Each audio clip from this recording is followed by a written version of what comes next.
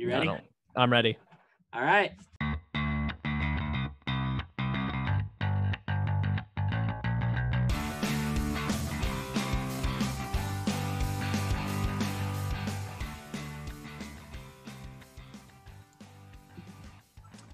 Hello, everyone, and welcome to the show. My name is Chris Alaimo. And I'm Ben Gassaway. Together, we are the Amateur Investors. This podcast is our open source journal of everything we learn about investing and wealth management. We're here to explore the key concepts, market dynamics, and investing strategies that will assist you on the path toward financial independence and financial literacy. Our mission is to build us up from amateurs to experts. All suggestions are our own, and we recommend that you do your own research before taking any investment advice. See you in this week's episode. We hope you enjoy it.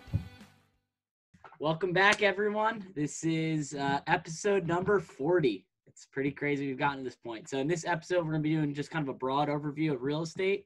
Ben and I were actually just saying right before this episode that maybe if we expand on it to, more of, looking at deals or looking at real estate investments as assets and stuff like that. So we're going to break down the process of buying a home and then using them as potentially rental proproperties at the very end. Very cool. So Chris, do you want to walk us through maybe the steps of just buying a property in general? I know you just went through this process, so it should be relatively fresh. I'm assuming that you barely needed to take notes, but you already did take great notes. So thank you. Walk us through the process. Give us the story, and maybe we can work through some key items from there. Definitely. Yeah. So basically, before you start looking at properties, especially with how hot the property market is, I will say I've heard of in the past when the market's not roaring and houses are going for crazy evaluations, real estate agents are more likely to work with you, even if you're not pre-qualified or pre-approved. That's because when things are slower, they just want as many people looking as possible to just even if you're not pre-approved or pre-qualified, that they're at least okay, I'm getting my prospects out. But since houses are flying off the market, most real estate agents don't want to work until you're pre-approved. But was that the case for you? For me, I was pre-approved already. Oh, nice. And the real estate agent, she was a family friend, and my aunt was hounding me get pre-approved first. So I didn't have that issue, but she definitely probably would have wanted me to be pre-approved before looking at anything. So I guess one thing, pre-qualified is different than pre-approved. So pre-qualified is very simple. Normally, most banks or lenders will do it even across the phone or on the basically on their app or the internet. So basically what you're putting in is, how much you make, any assets you have, any liabilities you have, like outstanding debt, whether it's car payments, student loans, stuff like that. And I forget if there's, they want to know where you work, how much you make, and basically just kind of very simple questions. And based on those things that you give, they will say this is basically what you gave the information on. This is kind of what we give you a loan for. And here's a pre-qualification letter. Now, pre-approved is you're verified of what you can get. So, I could put I make $1 million a year, even if that's not true for a pre-qualification. For a pre-approval, when you go for that, they want you to link your bank accounts. They want, 2 pay stubs. They want to see proof of employment for at least the last 2 years. If you've changed within the last 2 years, they want your previous employer and your current employer. So it's a lot more in depth. You have to plug in a lot more information. You have to, once you go through that whole process, that normally actually takes a week. So they need to, receive all the documents and then verify that all of those are legit. Once you get that, you get a pre-approval letter, which is basically the next step up. So and then when they give you the amount of this is what you can take on in terms of loan, that's a verified amount. And that's what sellers or selling agents and even buying agents love to see. Because it's they know that the bank or lender is willing to vouch for you that you can afford a home of X amount of dollars. And normally there's a formula. They don't want to normally lend you more than 45% of your income. That's extremely high. And I do not advise anyone to go to that limit. They can do 42 without any stipulation. If you're at 45, they normally want additional collateral, or if let's just say my parents were to co-sign with me, I can get up to 45, but 42 is probably 42% of my income is what they would loan me. And also that's gross, not net. So meaning that if I'm making $100,000 a year, they'll give me a loan if you're grossing sorry, I'm going too fast now. 45% of your gross income in terms of payment. So if it costs $48,000 $45,000 or $45,000 for the year that's broken up over 12 payments. So like I said, that's very extreme, and that would be including all types of fees and things that are included with buying a home, but that's just kind of the basis of it. So as people are going through this process, I'm sure they're very sensitive to their credit score. Which of these, I guess, processes, the pre-qualification versus the pre-approval, impacts credit score? Do they both, or is one a hard versus soft pull? So pre-qualify is a soft pull, and pre-approval is a hard pull. So that's a very good point. Got it. Normally, it doesn't. Pre-approval doesn't affect your credit, even though they're doing a hard pull on it. It doesn't affect it until you apply for the loan and you get approved for the loan. So it's not something to be scared of. Like, oh, like, is this going to affect my credit by doing it? It doesn't really affect your credit until you're approved for the loan and they know that you're taking out the loan, basically.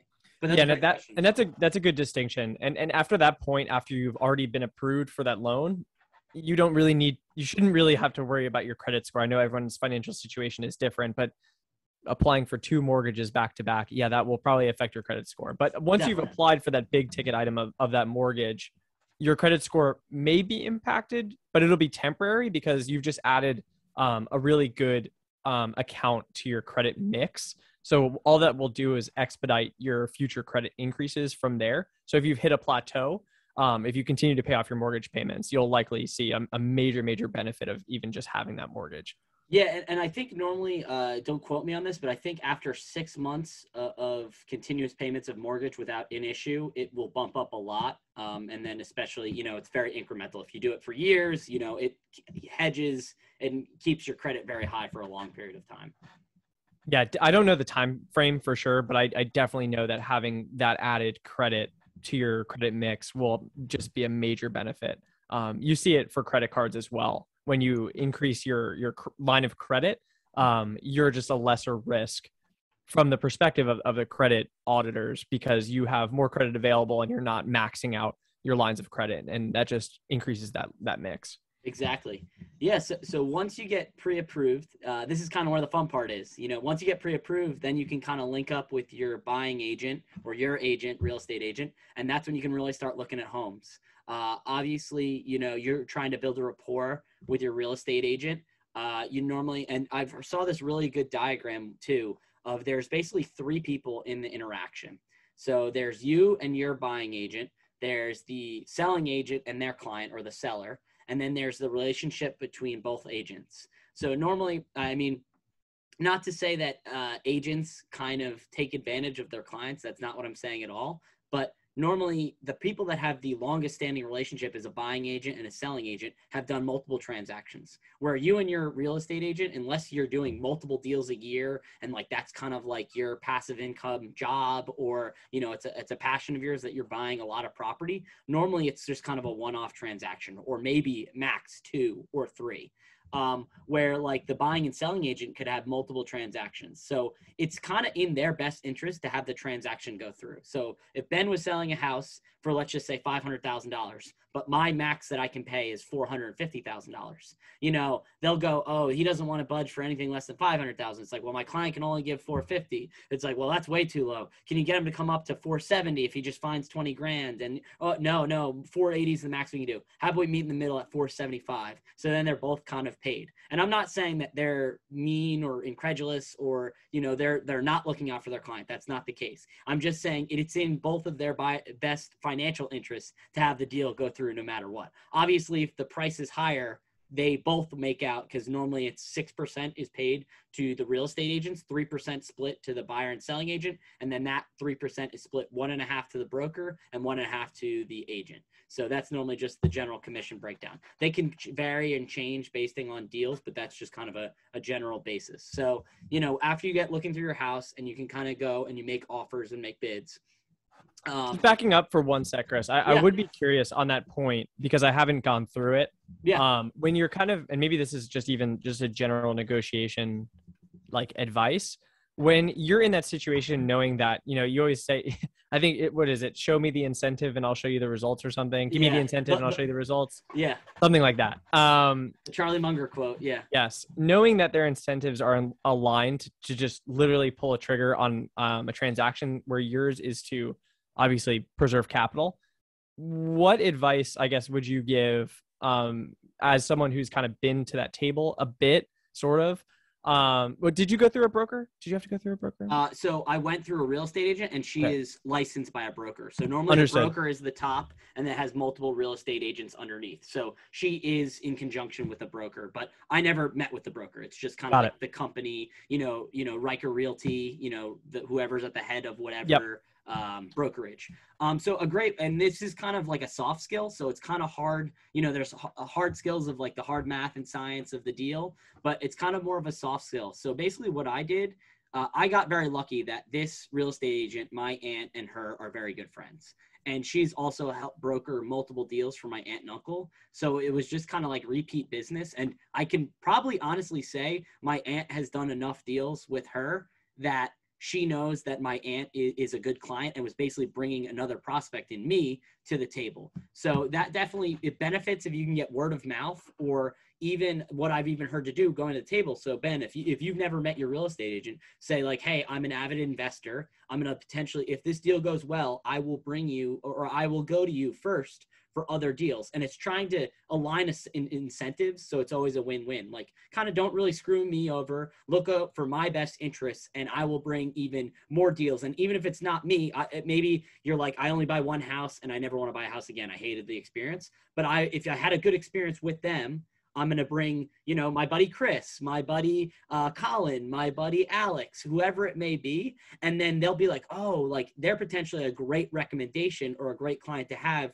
that by word of mouth, they're going to give me other prospects. So, and does that advice apply to someone? And I guess, does that advice also apply to someone who's just trying to buy their primary residence through that real estate agent, is just kind of, I guess, trying to leverage your own network? Is that sort of the advice? Yeah, definitely. And also, it doesn't hurt to definitely build a good rapport. Obviously, they're looking at you as a customer, but even if you could talk to the selling agent, even if you could, and I would advise against talking to the seller as much. I know that they kind of really don't do that until maybe the very end at the closing, because obviously there's emotional attachment that normally gets into it. If the seller's there and you're critiquing all the things about their house, that can upset them. So I know it is more, till the very end. But I know when I was buying my house, the couple was a lovely couple. I would have even loved for them to be my neighbors. It was kind of, sad buying from them because they were just such great, people in terms of the transaction. And we both walked away happy. I was buying their house at, the prices had gone up a bunch, so they were happy with the closing price, and I was able to work with moving up the closing date and all that, and I was able to have my papers in order. So it was an all-around good transaction.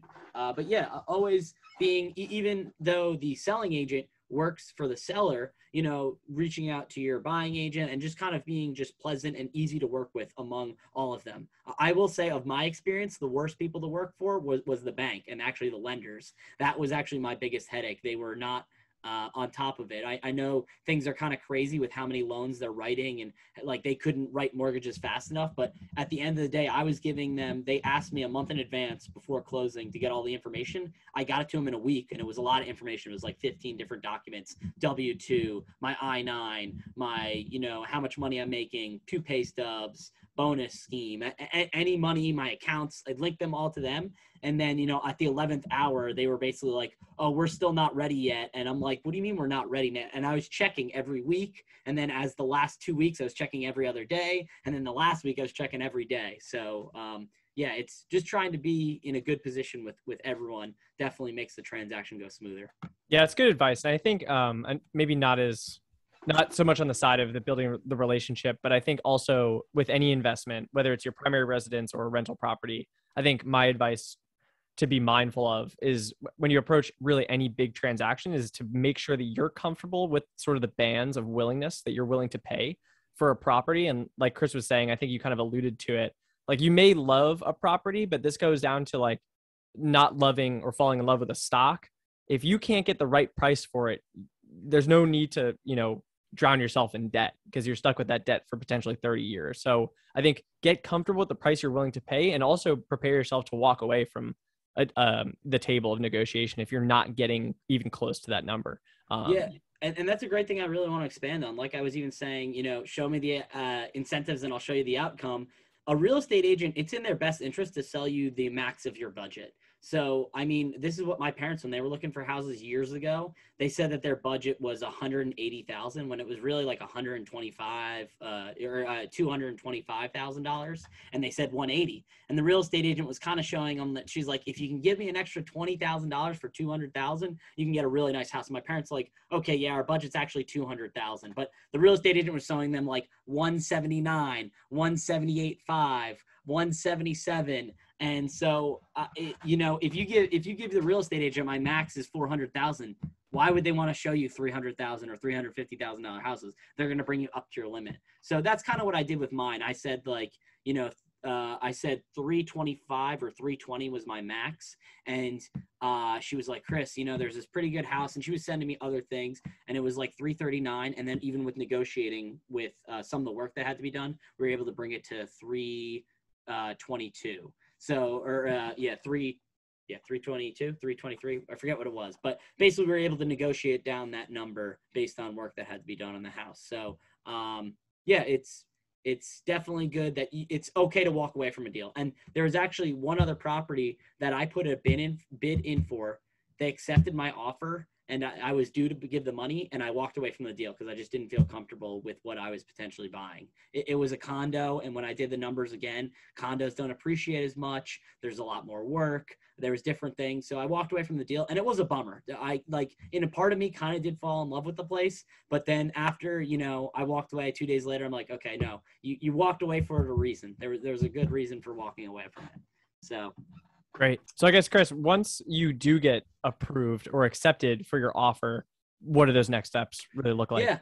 So you hope that you don't get in a bidding war, because, you know, if like 7 people or 6 people apply, it was actually me and another offer, and they actually took mine because I was more flexible with going through closing and due diligence and everything. So that worked in my favor. And they were even trying to fight like, oh, we'll write a note, we'll do this, that, the other thing, and they're like, sorry, we've already accepted it, which really worked in my favor. And I don't know if that was due to my real estate agent. She was awesome, but they selected my offer. So then once you have that, normally the due diligence period is 10 business days. So typically from the time that they accept your offer, you have basically 2 weeks, Monday through Friday, of getting all your inspections, your home inspection, if you have a septic tank like me, I had to get a septic tank inspection.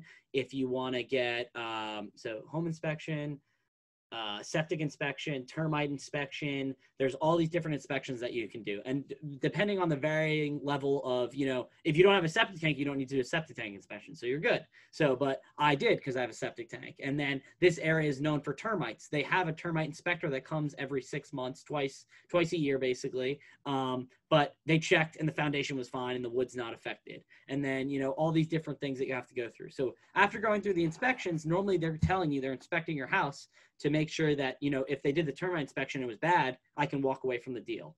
And sorry, I guess I got ahead of myself a little bit. So there's 2 types of money that you have to put up: earnest money and due diligent money. So due diligent money is basically saying, like, if I want to give Ben $5,000, like, this is my due diligent money. Like, basically take it off the market so I can do due diligence. And it's money that the only way that I get it back is if the seller backs out. So if Ben finds a reason like, oh no, like, you know, I actually need to stay 6 months, or, you know, something fell through that I really can't close, I would get the $5,000 back. But if I do due diligence money and I go through it, and even if there's something wrong with I go through the process of due diligence and the house is a complete disaster, the foundation's broken, water damage, all this, they still keep the money. There's also another thing called earnest money. So let's just say I were to give Ben $5,000 due diligent money and $1,000 earnest money. So if I give him the $5,000 due diligent money and there's all these problems, he keeps the due diligent money. The earnest money is if I do the due diligence and I don't like things, Ben has to write me a check or it's kept in escrow. So normally your lawyer or an escrow account would hold on to it. And if I do the inspection, all these things are wrong, the earnest money would be written back to me. And obviously they would take a small fee for holding it in their escrow account for a certain number of days. But that's why it's in the buyer's best interest to say, if I get $5,000 earnest money, that's Ben's like, well, I'm taking off the market, but if you hate anything, you can walk away from the deal. After that 10-day period, and that can also vary too. Some people waive the due diligence period. Some people say we're only going to give you 5 business days instead of 10. It's obviously negotiable once they accept your offer. So I had the 10 days or 10 business days, so 2 weeks. After that 10-day period, you then have 20 days or normally 20 days after that to set everything in motion for the mortgage. So that's reaching out to your lender saying, hey, like, I know you gave me the pre-approval, you can shop around for other vendors. So you don't have to go with your own bank. You can look at other banks. And you can compare rates in terms of interest rate or the housing interest rates and different fees, the origination fee, and all those different things. Anything to add there, Ben, or any questions basically as I'm going through this? No, I definitely wasn't familiar with the earnest money or the due diligence money, but I think it does make sense just to like sort of allocate those funds based on how the transaction could play out. Any other like words of advice on either of those like things to watch out for? It seems straightforward, but I feel like it could trip someone up when they're in the deal. As a first-time home buyer, I'm a big advocate of the earnest money. Like, Got it. obviously, it's in the seller's best interest to accept an offer with the highest due diligence money. So if you have a bunch of offers, they give 1,000 due diligence money, and this one offer gives 5,000.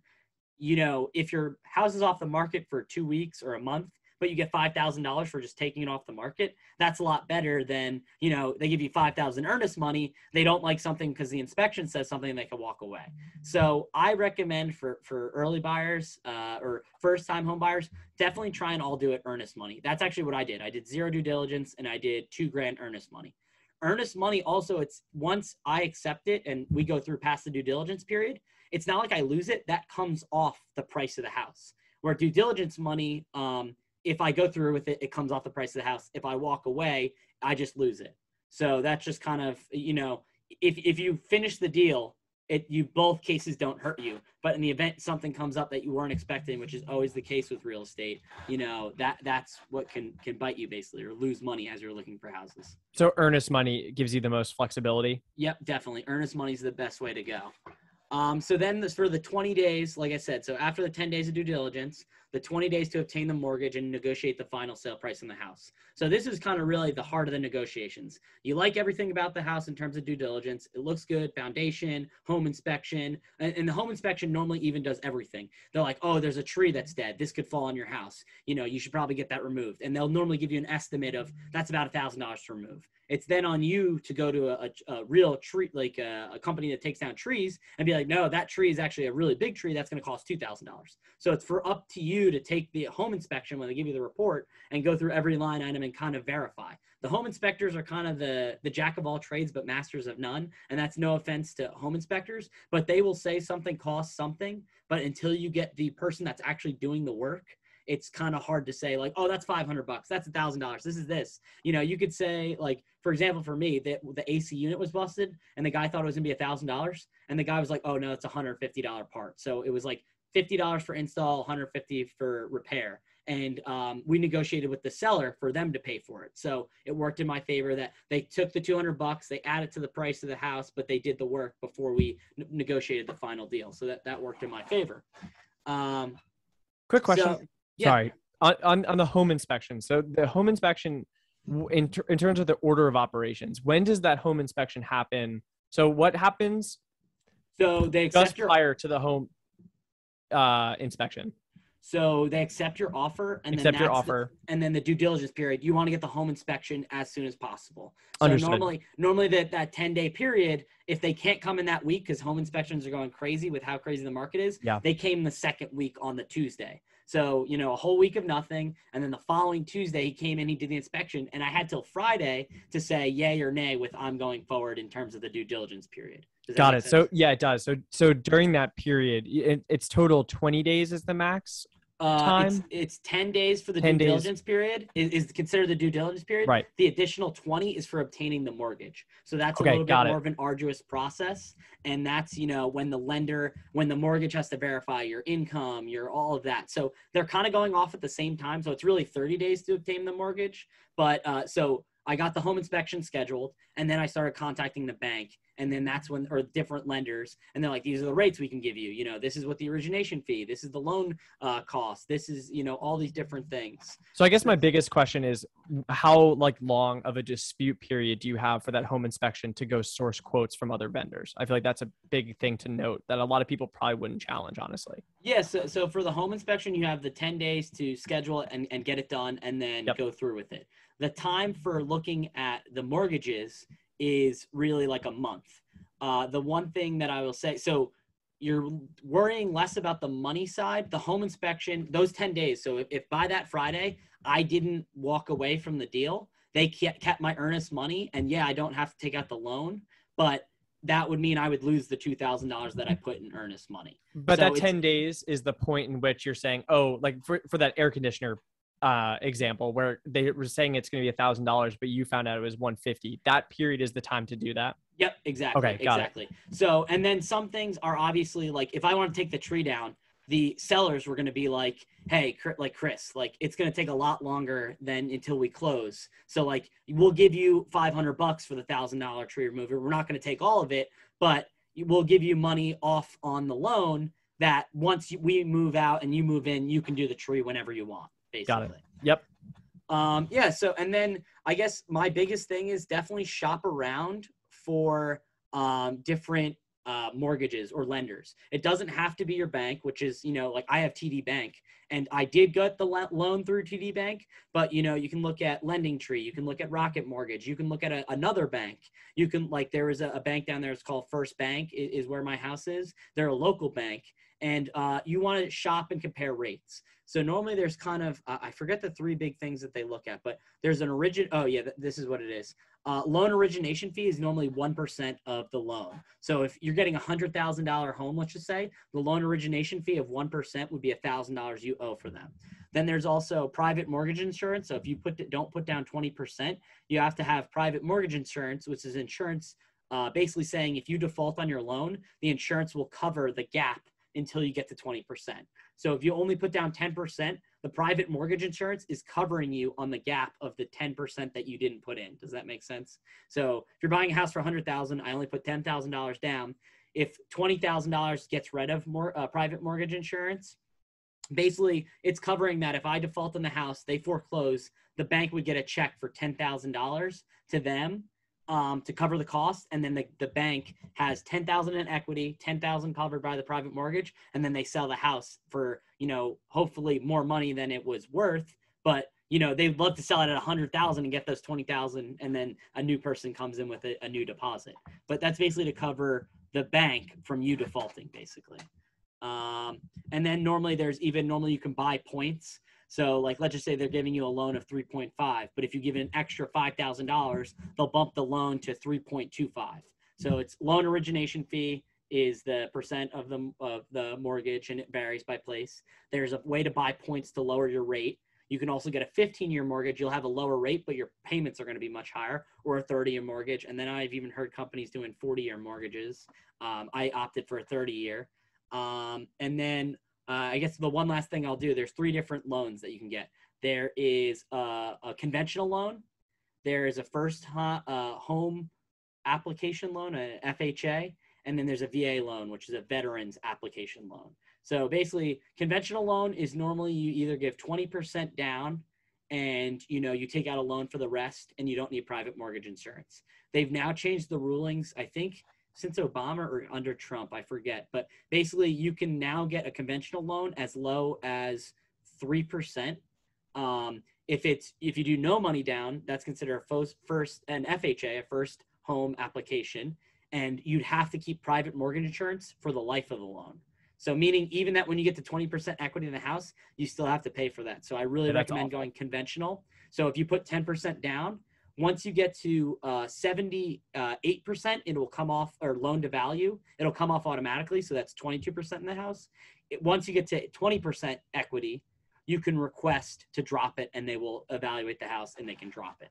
So if you get to 22% equity, it automatically falls off. If you get to 20%, you know, you can request and then they'll do an evaluation and it'll come off. And then the last one is a VA loan. I'm not too familiar with those, but those are obviously for members of the military. And I'm not sure if it's also the public sector, or I mean, from the government. I think it's only veterans, but I think it's the veteran loan. So I'm not as familiar with that. Got it. Anything else to add there? Sorry, that was a lot of information. No, I think that's pretty much it. Do you want to move on to what it looks like to begin paying your mortgage once you've made the decision, been accepted, and you know your house is in tip-top shape? Yeah, definitely. So I guess I will say one thing. When you're shopping for rates, definitely you want the lowest percentage. But like I said, sometimes I saw a place that was like, Chris, we'll give you 2.8%, but then the fees associated with that were like astronomical. It's like, of course they'll give me 2.7% because they wanted $7,000 for the loan fee. So, they get crafty. Like, you definitely want the lowest interest percent because that's going to be the best over the long term. But you also don't want to be putting down, on top of putting down 20% down on the house, you have this loan fee that's like $5,000, $7,000, $10,000. So my fee, I think the loan origination was 1%. So it was $3,000. And then I only put down 10% instead of the 20%. Which I was still able to get a conventional loan. So I do need private mortgage insurance, but once I get to 20% equity in the home, I can drop that down. Now, go ahead. Sorry, real quick on the PMI, the private mortgage insurance. Yep.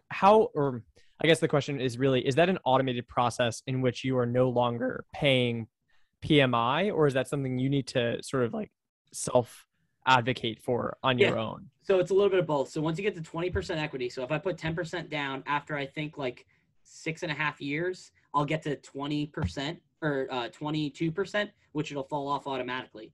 At like year 6, in the beginning of year 6, I'll be at 20% in theory, and I have to request to drop it. So of course they're going to like rob you for that additional 2%. I know when Sylvia was on this episode, she said she got an FHA loan, a first home association loan, and they never drop PMI. So she has to have that for the life of the loan unless she refinances. So refinancing is if the rates dropped, she could basically get the value of the house went up. She's going to take out a loan for whatever she has excess or she has equity in the home, pay off the old loan, and then she takes a new loan at that rate, basically with the equity pulled out of it. I know that's kind of confusing, but no, that makes sense. And I feel like she would probably get a better rate knowing how she's sort of invested in real estate. It'll probably look favorably upon her. Definitely. So now that we're getting into the 3 costs that are associated with mortgages, Ben, I hope you're not looking at the answer, but do you know what the 3 basic things of the mortgage? Most people get 2 out of the 3 correct, but this is something I learned pretty recently, actually. So on your mortgage, when you're paying it, what are the things that it's going towards? I feel like I'm only going to get the 2. Principal, interest. Let me think. You're right on that. Do you want me to give you the answer then? Is it property tax? I have no idea. That's part of it. So normally really? there's 3 things. So it's principal and interest. So when you're locking in a 30-year or 15-year mortgage, and it's as long as it's a fixed rate mortgage, the ARAMs, the adjustable rate mortgages, that's part of what brought down the economy in 2008. A lot of people were taking these adjustable rate mortgages, and they're great as interest rates are coming down. Your payments are getting cheaper. But in the event of the crash and things spike, they have to draw the rates back up. So your mortgage payments go through the roof. So that's when people really got screwed, when they had multiple properties with like very low income, no income. And then all of a sudden the rates went the reverse direction and people's payments doubled, tripled overnight. And they couldn't afford them, what they were before, basically. Yeah. Before you jump into that answer on the 3rd, I personally, and I'd love you to challenge me on this. Personally, I can't ever come to terms with the idea of ever selecting a variable rate or adjustable rate loan. I would way prefer have a fixed rate set for the life of the loan and just refinance as my credit improves and time goes on. I just can't imagine a time where I would want to be totally levered against like just the whims of the market and both the market and the bank. I don't know if you have a different opinion on that. Ben, I 100% agree. And this is going to sound Just really dangerous. bad in terms of like we always talk about how the financial markets are kind of always not looking out for our best interest. And that's 100% the case. Yeah. If you have bad credit, I think it's easier to get an adjustable rate mortgage, which the bank is more likely to lend to you than a fixed conventional, either whether it's first home application or a conventional rate. So they're willing to give you an adjustable rate. But it's horrible because it's most likely that you're going to default. They're going to make you pay private mortgage insurance, which will probably be higher than most. And, they're kind of expecting default, which is horrible. But Ben, I completely agree. I would never advise anyone, if you can either don't get one and rent until you can have the money that you can get a conventional loan or a first home application or an FHA. So I definitely recommend getting a fixed rate. Like, and that's, I'm not a financial advisor. I'm not a real estate broker or anything, but Ben, I completely agree. You want the fixed rate is definitely better, especially at the way the interest rates are right now. 3% are historic lows. When my parents were getting their place in Atlanta, I think it was like 8 or 9 or 10%. And then they kept, adjusting their mortgage down. They refinanced at 6%. They refinanced at 4%. They refinanced recently at like 2.8%.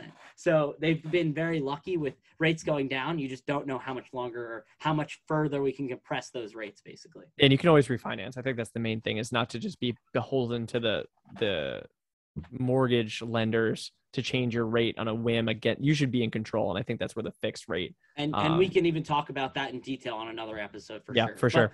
Yeah, so basically the three things you pay for are principal, interest, and escrow. So escrow is an escrow account which accompanies your taxes, your insurance bills such as homeowners insurance, mortgage insurance, flood insurance, or even private mortgage insurance will be in there. So basically, principal and interest are pretty easy. Principal is how much you owe on the house. Interest are the payments that you owe the bank for the house. Obviously, banks got very smart, and there's called amortization, which is basically you're paying, let's just say your mortgage is $1,000 in the beginning, or $1,000 principal and interest. In the very beginning, you're going to be paying $950 for interest, and then you're paying $50 for principal. And over the course of the loan, they slowly adjust and they reverse. So at the very end of your loan, your last payment will be, $12 in interest, and you're paying the remaining, $988 in principal. But basically, the bank wants their money, and in the event of the loan, they get more of their money up front of, in the first, I think 10 or 15 years, they get like 70% of the interest. So, then it works in your favor of building equity into the home. So, the banks always find ways and schemes to get their money first and, them to get paid more. So, the banks in the end, when you're at the tail end of a 30-year mortgage, not that they don't care, but there's less outstanding money that you owe them. So they could kind of almost care less in the end, and it kind of works in your favor. How would you describe, you kind of discussed what escrow is used for, but how would you like define escrow? I feel like I don't have a good handle on it. Is it simply a fund? Is it a financial vehicle? Like, what is it? I don't feel like I have a good grasp on it. So in an FHA, you'll have to have a separate escrow account. So when you pay, there'll be a payment of, if they basically, I think they do it in terms of, the banks decide, but if they don't see you as credit worthy, they're going to say you owe us, your principal and interest is $1,000. And then for your escrow account, you're going to owe us $400 on the side that we're going to hold in an escrow account. And they basically call up the county or the town. They look at your taxes. They need proof of insurance from your insurance company, and your insurance company will say what the bill is. And basically they verify what it is. The reason that they hold it in a separate account is because taxes change. So they can go up or they can go down. Historically, they're always going up. And then obviously your premiums, once you get the new premium once a year or whatever it is, your insurance company will tell the mortgage company it's gone up $10, $20, $15, whatever it is for the coverage that you have. But your taxes, normally there's a gap between filing your taxes and then when they're due. So normally there's a gap or a lag time that at the end of the year, there's going to be a makeup payment.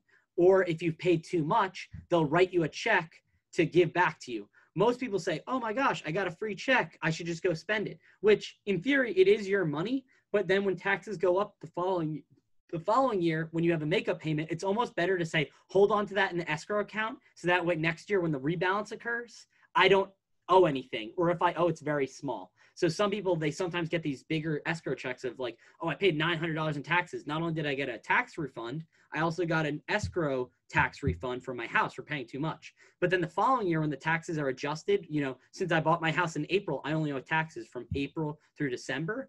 But the next year, I'm going to owe more because it's the whole year. Does that make sense? Yeah, so it's kind of like a trust to a degree. Is that?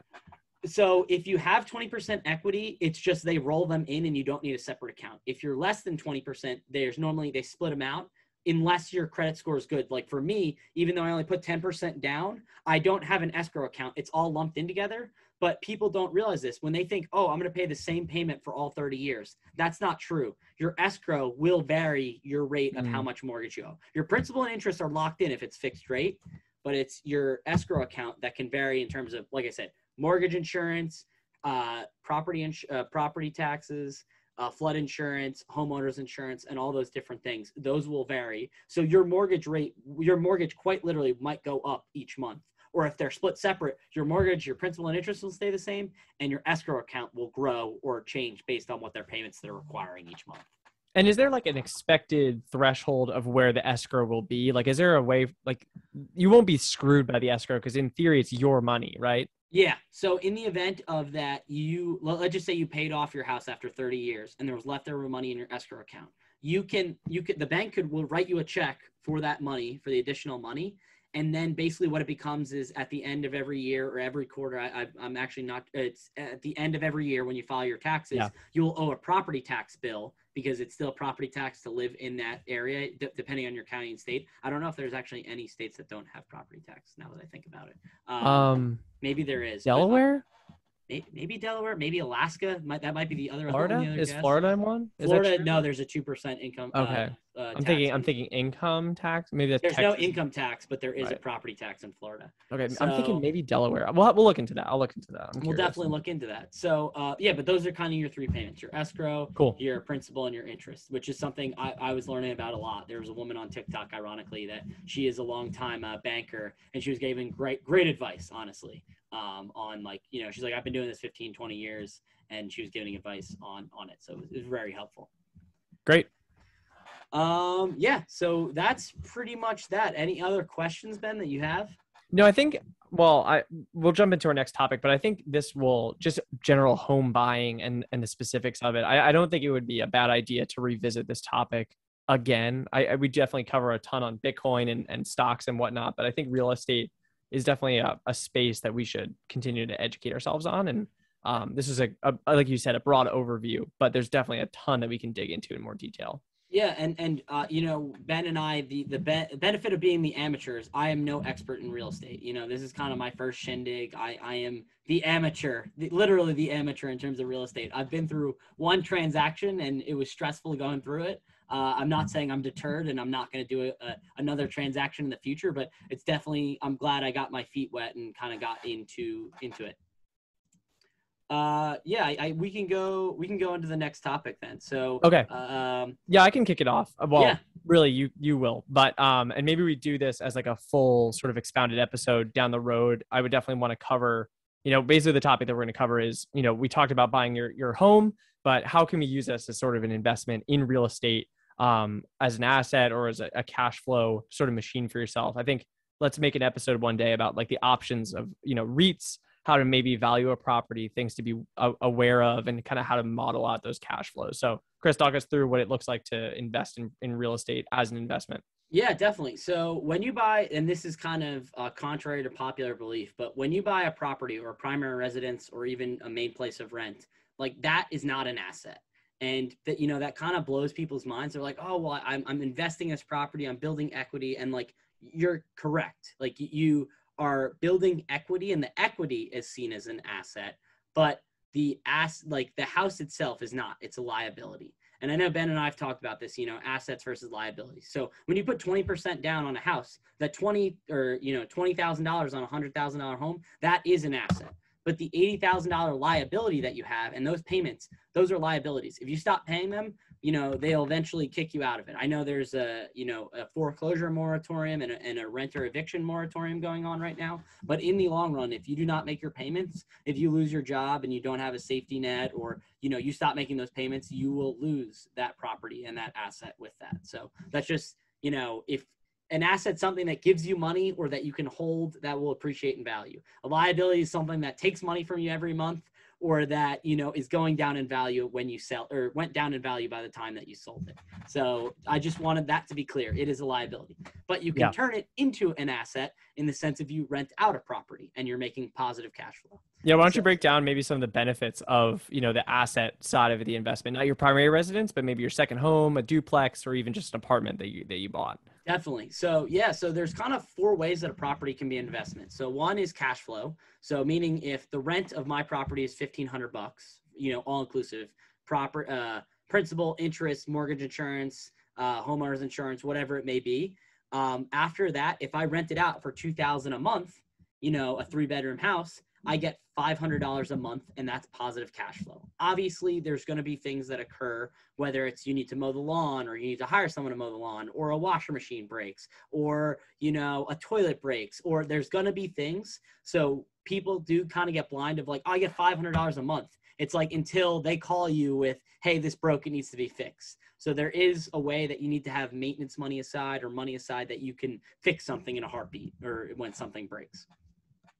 Next is appreciation. So the typical rule of thumb, this does not work for the last 2 years because of how crazy real estate prices are, but it's typically 3% on average year over year. So if you buy a house for $100,000, on average, the next year, it'll be worth $103,000. And then you take the $103,000 house the following year, and it appreciates, you know, from $103,000 to 3% of 103 is like 106 point something, 0.2 or something like that. I don't know the math off the top of my head, but that's the average appreciation. Obviously, there'll be years that'll go up. There will be years that'll go down, but on average, on a long time horizon, I think on the course of a 30-year mortgage, that's what it appreciates over time, over a 30-year horizon. Then there's loan pay down. So like I said, if I buy a house and Ben is basically paying the rent for me, you know, if I'm paying the mortgage in the principal, I'm getting appreciation through the principal that Ben is paying that I rented to him versus me paying it. And then the last one is tax benefits. I won't really talk as much on this, but when you can write off the income that you're receiving because you're paying on insurance and you're also paying on interest, which you don't owe taxes on. I think you do owe money on principal. I need to look into that. But basically, there's benefits that I'm providing housing for Ben, even though Ben is kind of footing the bill. I'm providing a place to live, you know, a school district, basically through the property taxes that he's paying and all of that. But basically, there's a bunch of tax write-offs that you can do for the loan that you took against the house. One like sort of maybe 2A or 3A benefit I definitely want to note as well, because I've read a little bit about it and heard it discussed verbally as well, is, you know, thinking about inflation and the impacts of inflation sort of as a real estate investor. I think of inflation when you're investing in a long-term loan like a mortgage as an accelerant for the payoff in real terms of the dollar amount of that loan, because not only is the value of the home appreciating, so you're not getting screwed by inflation by the buying power of the dollar decreasing. Yeah. But by having, you know, the rent increase maybe every so often through the passive income of the renter paying it off, but the total amount that you owe is not changing due to inflation.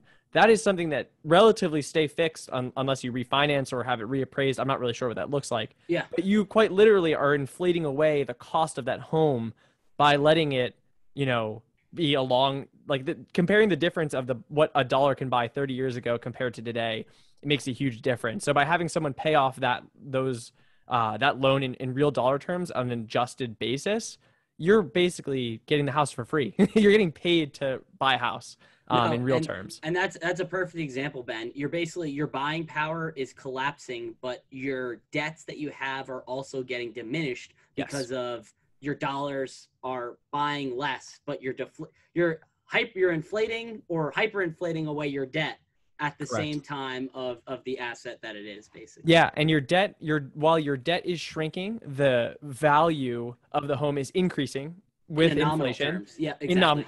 In nominal terms. And then also you can probably adjust rent every so often as needed as time goes on. Rent isn't assumed to be the same forever. It seems like landlords adjust every year.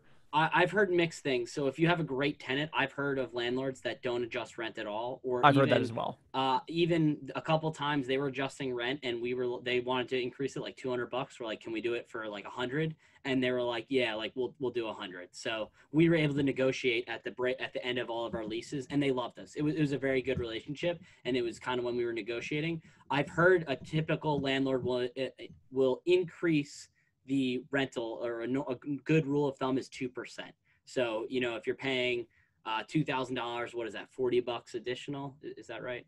Am I right there? No, that seems. I didn't do the math on my head. Whatever it is, $40. I think it's $40 on $2,000. But 2% a year is pretty average. And then if you're falling behind, let's just say, you've had the same renter and inflation's been at 5%, like they're saying with CPI. Yeah. Once that renter leaves, you can gap up to the next rent. That's mainly what I was saying, was when you switch renters. I feel like there's definitely like a strategy there of one, there's two things. There's customer service and just being a good landlord. And two, you usually don't want to screw over good tenants, because again, that goes back to customer service. But the adjustment would be for a new tenant, because you're just adjusting to market rate. There's not really a value of the relationship yet. It's a supply and demand, basically, of what you're providing for that. So I'll run through a quick example here. So we're going to use $100,000. It's just very easy to use. So let's just say you put down $20,000 and you take out a loan for the rest of the $80K. After renting out the property and covering your principal, interest, taxes, insurance, maintenance of the property, mowing the lawn, and etc., you're making $200 a month, or you're cash flowing $2,400 a year total. So $200 a month, $2,400 for a year. That would be a 12% cash on cash return, meaning, and I put $20,000 into the deal of my own money. We'll just use that as a simple example. The $2,400 divided by 20,000 is 12%. So that means a 12% cash on cash return. That's pretty good. Most real estate investors won't look at deals, or I don't want to say most good ones. Most people are looking for at least a 12% return. You can do deals of less percentage, and sometimes people get in issues with actually having negative cash flow, but then they say, oh, well, at least I'm getting principal, I'm getting appreciation, they're paying off principal and all this. But normally you want 12% is kind of your sweet spot of starting to look. Obviously, some people can get 20 or 24% would be on the high end. If like it's a property that's really run down, you remediate it, you fix it up, and then you get better appreciation that way. But normally a 12% is a good starting point. And then basically after that, so kind of breaking down all the things. So that your cash flow is $2,400 a year. If we're saying that the loan pay down, you're saying you're going from owing $80,000 the first year to, let's just say, after paying down the rent or the mortgage, then following year you'd only owe $78,500. And that's just kind of a rough estimate. I didn't do the amortization table and do the full calculation, but let's just say you only owe $78,500 on the loan that's from outstanding. The majority of it goes to, obviously interest in the beginning instead of principal. Then if you're assuming a 3% appreciation year over year, your $100,000 went to $103K after 1 year. So after 1 year, you have received $2,400 in cash flow, you receive $3,000 in property appreciation, and you receive $1,500 in reduction of your loan. So basically, if you combine all those three, you made a total of $6,900 after 1 year. So now that doesn't seem like a lot, but Ben and I always preach about, compounding. It's kind of the eighth wonder of the world. As I don't, this has been disputed whether this was actually Albert Einstein or not. They still give him credit for it, but they've said they debate about it. But oh, really? I didn't know there was a debate on it. Yeah, I thought it was him, but we're going to give it to good old Albert. Well, at least I'm almost certain that the rumor is real. Yeah. So basically, he said the eighth wonder of the world is compound interest. The man who doesn't understand it pays it. The man who understands it gets the benefit of it, basically, something. And I paraphrased him there. So obviously $6,900, you're like, okay, Chris, like I can't live off $6,900 and only $2,400 of that's actual cash flow that I didn't take out of the house.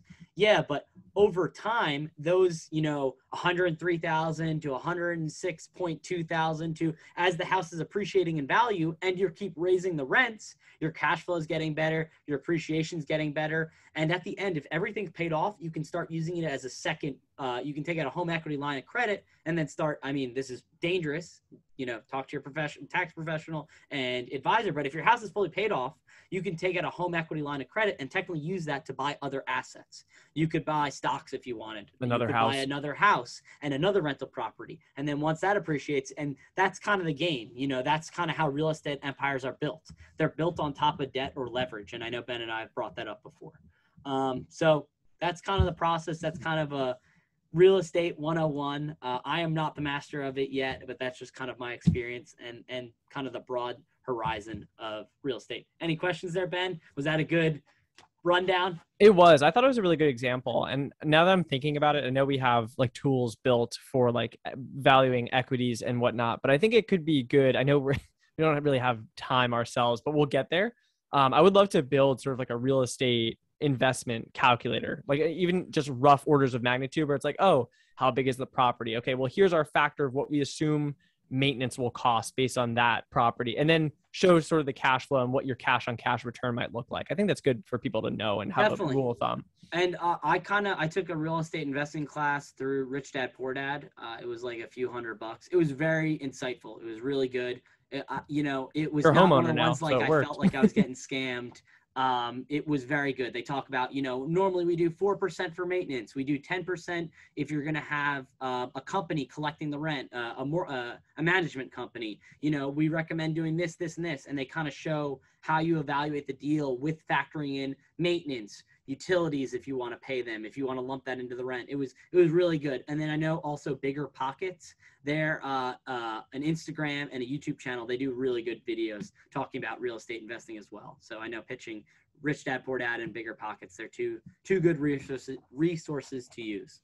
Anything else there to add, Ben? No, this is great, Chris. I think this is a really nice overview for just like real estate as just a primary residence investor, and then also as just a passive income investor. It's definitely something I'll be referencing when I hopefully buy my first house soon. Definitely.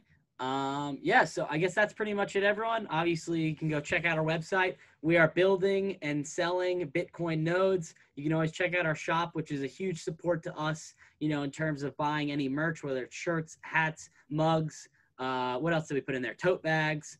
There's a lot of good stuff. Baby onesies. Baby onesies mugs, for the people that are having babies. Stickers. I know we put a new mug in there. We put a ceramic mug instead of the metal mug.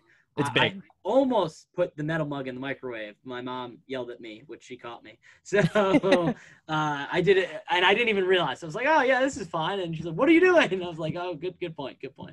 So almost burned the house down, but we're all good. So you can check out our, any of our social media platforms, our website. You can reach out to us on our website. Hope you guys enjoyed this episode, and we'll catch you next week, everyone. Have a good one. Thanks. Bye.